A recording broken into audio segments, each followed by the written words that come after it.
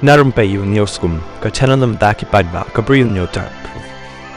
Meghalaya High Court ka Pynpaw ya ka jing bam hun ya ka rukam terekam ka Central Bureau of Investigation CBI bakam laban penbiang ya ki sakhi bayadai bat ka mukotduma ta siali persya ya ka kong amparin lengdo ka balong ka menteri sarkar menta bat ki wai namar kala dan jan lai banai ban tohkit ya ka ni kakam u Chief Justice ka Meghalaya High Court u iaphi Mukherjee u Pynpaw ka jing lengo nadu upanai nok pra arja pusau katanat CBI ka lum ya ka thup jong hi sakhi ban bishan rei kam sim lala ban le bat ka kam ban pen kloy ka kam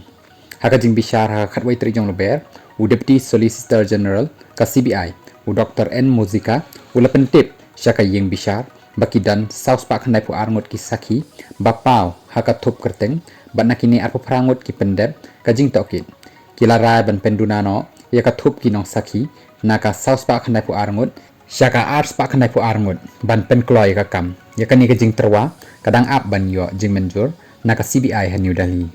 ka yeng bishar kala batha menchwa ya ka CBI ban penbeng ya ka thup ki sakhi ban pentikna ya ka jing bishar ka bastet ka bahong bat ka baklem pen slem ka bakan thup ya kitu ki bakwa pen shisha persya ya ka mukotduma ban light ka jing artatim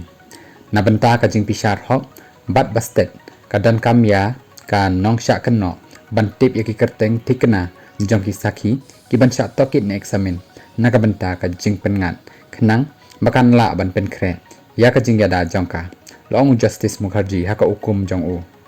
ka yeng bishar kala ya chakmat ban bishar ya ka jing ujor kat kum kendon saus pa prapo a jong ka Criminal Procedure Code u Senior Advocate S Khursid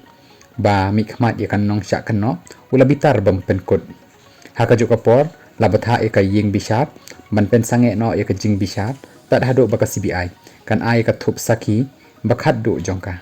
ya ka tek mukotduma bakan thup pratli ki mukotduma CRL petition number khat ar laipun riu laipun nyau nyau wei bat jong snem ahaja apolai labuk por ban bishar biang haka khandai tri jong yayong araja aposan